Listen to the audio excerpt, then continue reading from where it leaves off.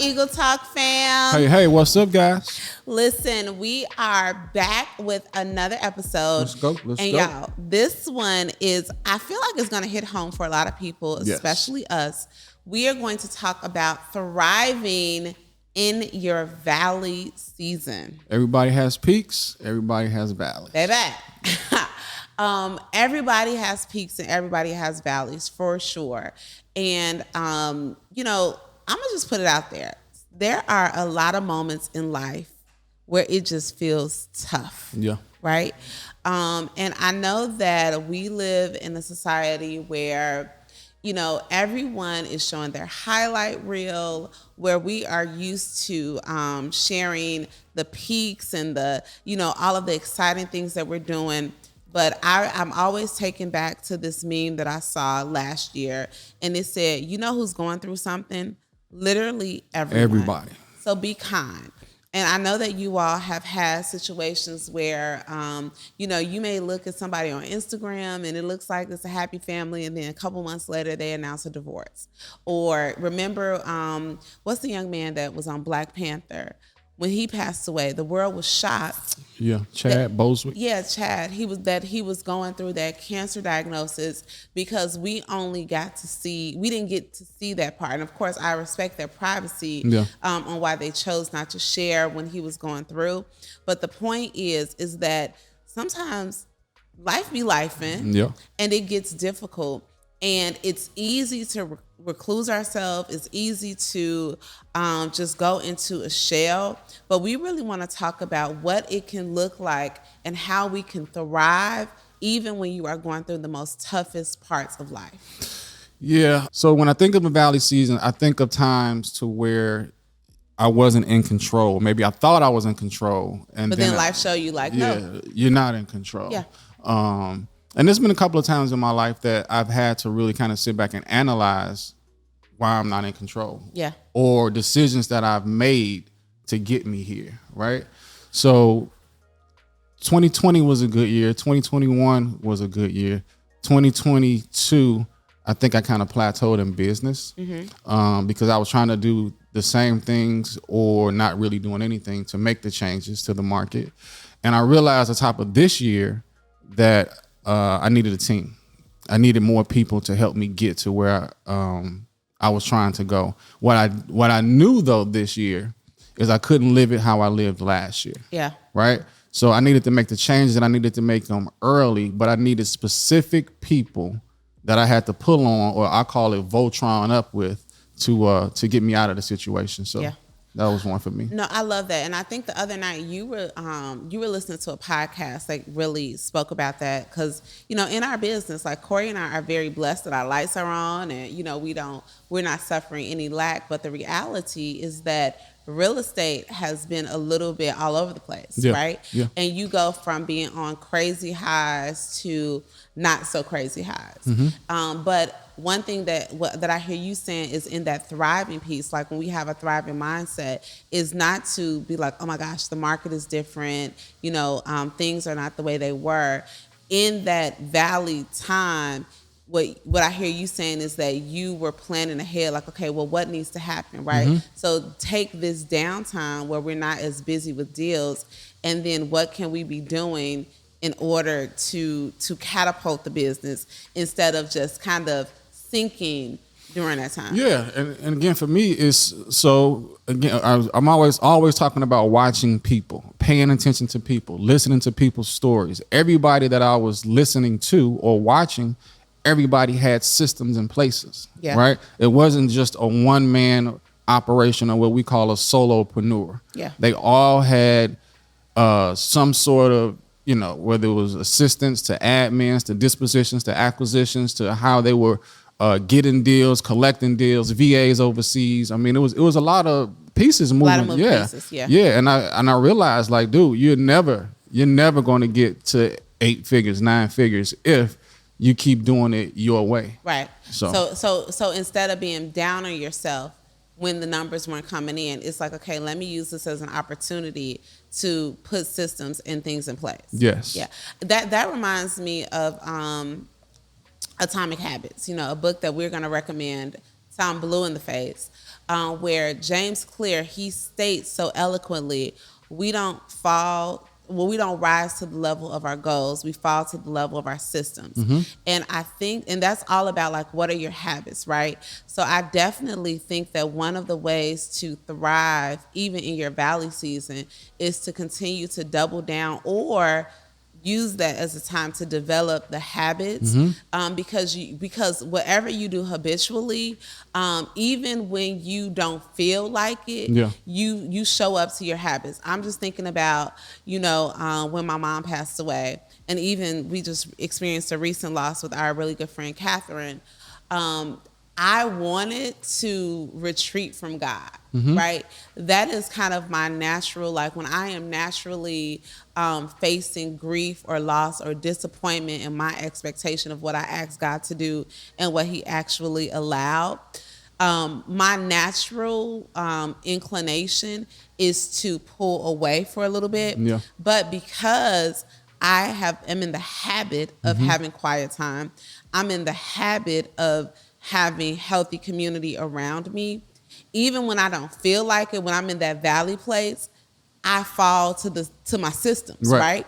So my system is like, I remember when Kat passed away, there was about 5 days that I didn't journal, because my journal for this year, every day when I will write my prayers, I would write, I want complete healing for Kat. I'm praying for complete healing. I'm praying for no evidence of disease.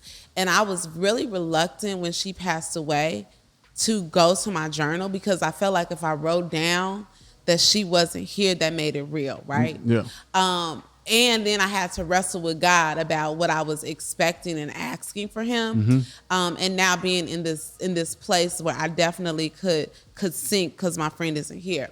But again, it was like I forced myself to go in the room, to get quiet, and to write out my prayer and acknowledge that, okay, God, you did heal her, but you didn't heal her the way I was looking for. Right. But that habit made me address where I was in my valley season, right? And that's some of the things that we just kind of want to talk to y'all about today and give you some tips, because the reality is that we all are going through something. So when we're going through something, we have 4 tips that we just want to share with you on things that you can do to thrive while you are in your valley season. Okay, well, the first thing is you have to honestly evaluate where you are. That's a form of self-discovery, right? To really look within and just discover, like, what does life look like right now? What could it look like? And what does it look like right now? And how do I get it to look like what I want it to look like, right? That's a lot of work. But I think it has to be done. And I think if it's not done, then the same immediate result will always be what you receive. One of the hardest things is being honest with yourself about where you at. Like that is when, if anybody has ever joined Weight Watchers, when you really write down what you eat in a day, you're like, oh, well, damn. This is why I am where I am, right? And that's just one aspect of it, but just really, we can be so prideful, or we can be so attached to how we were able to show up in a mountaintop season that it's hard for us to admit, like, you know what, I am not okay, right? And whatever I am not okay means, is it in your faith life? Are you not okay? Are you not okay in your finances? Are you not pleased with where your family life is? And too often, I think that we just keep going, and we're barely surviving our valley season. It's impossible for us to thrive because we are not first take an assessment on where we are. So we're going to encourage you to do that. And we have the resource, the 5F resource, that you can just really evaluate, okay, where am I at in faith? Where am I at in fitness? Where am I at in family? But that first step of saying, okay, am I okay here? Or am I not okay here? And you can grab that. We'll link it here, but it's eagletalkpodcast.com/5, the number 5F, where we just really get to take account on, like, how am I doing in these different areas? The next one is not suffering in silence, to let people in. We have actually become very good at this. Yeah. It's an open form of communication. Yeah. We do it with our life group. We do it with each other. Yeah. And I think that it's helped all of our relationships. Just to really be truthful and transparent, even when you don't want to. Yeah. And even if it may hurt. Yeah. I think that is, for me, a learned behavior. But I also think that it's inviting in a way. Does that make sense? No, absolutely. First of all, look, the devil wants us to get in isolation, right? He wants us to be on a mental battlefield and feeling like we are all alone.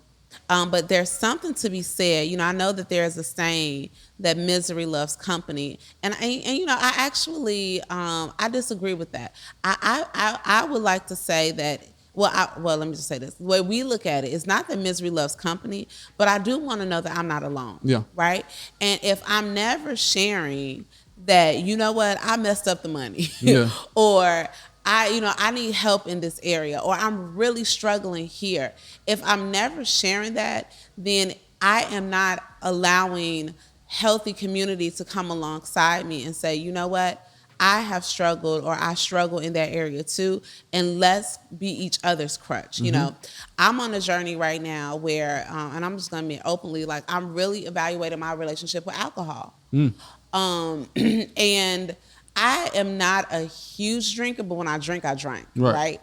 And in evaluating, I don't want it to become a crutch, and I haven't decided if I will remove alcohol completely from my life. But I have friends, I have you, that I have brought alongside and say, hey, this is what I want this to look like. And they now get to challenge me, right, on what I say I want, and not judge me, but they get to challenge me. They get to speak into my life. I get to share with them when I fall. Yeah. And if I fall, we get right back up, right? So there is something so healthy about deciding, like, I am not going to do this alone. Yeah. I'm going to find community. And I know that there's somebody there or listening that may be like, okay, well, I don't have a life group. I don't have this. Sometimes finding community may look like paying a therapist. Sometimes it may look like, getting in the online group to support whatever effort you are trying to work through. It may look like going to a church and raising your hand to say that I need help. A lot of times what we need is available to us, but we have to be honest and open and vulnerable enough to say, I refuse to suffer in this season alone. Yeah, no, that's a really good one. The next one kind of hit me different because I'm reading it, but you said it to me a couple weeks ago, maybe a month ago. I don't know where you heard it from, but it's if you're stuck, your whole family is stuck. Yep.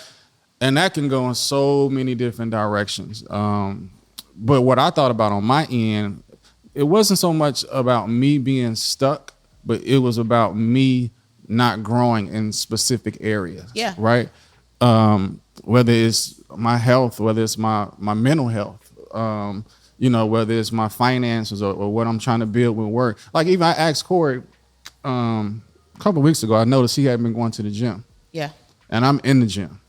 And I said, why haven't you been going to the gym? He said, I've been working. I've been trying to do this and close that. But that conversation must have sat in the back of his mind because I came home the next couple of days and he was at least working out on a tonal. Yeah. You know what I mean? Yeah. So it's kind of like that type of mentality for me. So I don't want to be stuck. But one of the main reasons I don't want to be stuck is because I don't want the family to be stuck. Exactly. I mean, and people throw out things like, we breaking generational curses and things like that. But the idea is, if we don't change, then your whole family, like, everybody around you is going to be affected, right? And I'm not saying you have to change everything up, but I'm thinking of a great example of you now pray freely in front of our boys, right?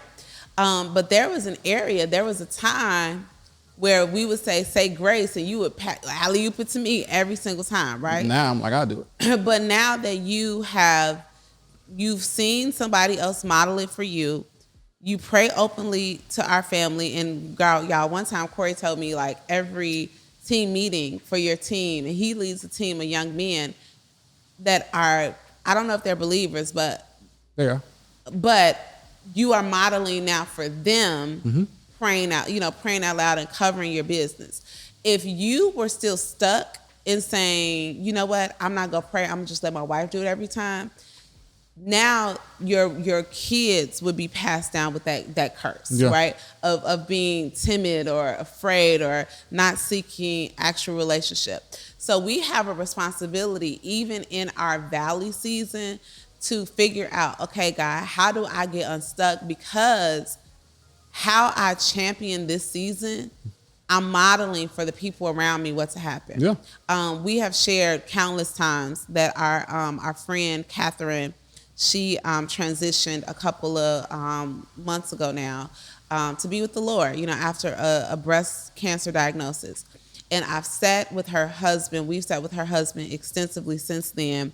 And in the first few days after she passed, he said, you know what, I know that everyone is looking, my girls are looking to me on how I handle this monumental moment in our lives. And this is what's going to follow them, right? So I have a responsibility not to push past the grief, not to act like this didn't happen or I'm not hurt, but I have a responsibility to grieve well and honor God, because what I do now is what they're going to remember, what other people are going to remember.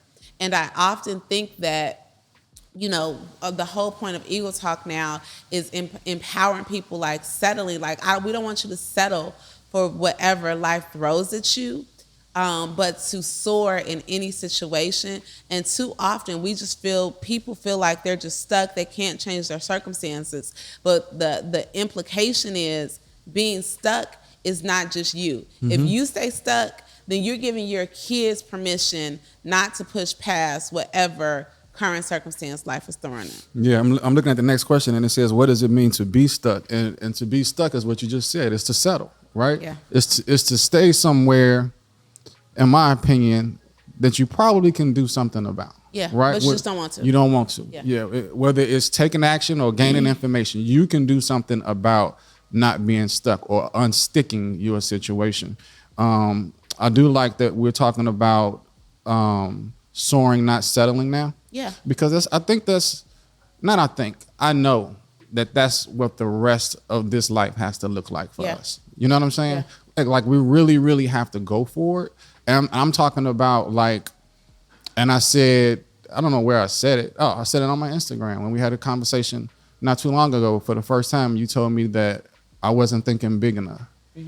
I still think about you telling me that. That's the craziest thing in the world, because I never thought that you would say that to me, at least not out loud. You know what I'm saying? So it was like, man, was I really tripping? Like, yeah, that was the wrong answer. Because once I really went back and thought about the questions that you were asking me, I 10x that, like plenty of time. Maybe I just wasn't ready that day. Yeah. You know what I'm saying? I was having an off day. But that's just that's what we live in now. You know what I'm saying? Like we're really going for it and really thinking big, and like being or staying stuck is not even an option in my mind. And okay, on the stuck conversation, and this is our last point about this, is that I think that unstuck just means you're gonna do one small action every day. Yeah. Right. I think that sometimes we get so overwhelmed with big picture. Where, again, going back to Atomic Habits, he says that the goal is to get 1% better every day, right? So, like, let's just say you are looking to, in your fitness pillar, you're looking to increase your fitness life. I think people fail at that because you try to go to the gym for 2 hours and you ain't been there in 20 years, right? Where, you know what? How about fitness pillar number 1, you take a 10-minute walk. You got dogs. Take your dogs for a walk, right? Instead of thinking that I have to change everything at once, what small step can I make today? And worry about that little step today. And then tomorrow you just can build on to that. And I think that even that little mindset shift would make a big I know it makes a big difference for me. Yeah. And I just had it the other week. Like I just wasn't, y'all can hear my voice. I don't feel 100%. So today I didn't go and do a 45-minute Peloton class. I took my dogs for a walk. Yeah. Right? But that movement, that getting fresh air, that getting outside, letting the sun hit my back, it was like, okay, I'm not just going to be sedentary today. I'm not just going to, fall to the level of my circumstances, but I'm going to make sure that my mind is controlling and telling my body what to do. Yeah. And we can do that in every area of our life in all the 5 F's. I like the fact that you said just take one small step, because Yeah. I'm thinking of a really good friend of ours that when he's always about to hit the reset button. Let me just say that. You know who he's talking about. He gonna hit the reset button right 4-5 times in the month. And then he gonna do the juice cleanse. He gonna do keto. He gonna do 7 things at one time. But how about just tomorrow? Don't drink wine. Right. Like just go tomorrow. Go don't for a drink walk. Wine. Right. Get you a gallon of water and put some lemon in it. That's a start, right? Yeah. So it doesn't have to be this 10-step process to get wherever you're trying to go. Just make a small change, small step, like you're saying. And I think that's where you're going to get the result. And the last piece to that is hold yourself accountable. Yeah. Because it's easy to continue to give yourself a pass.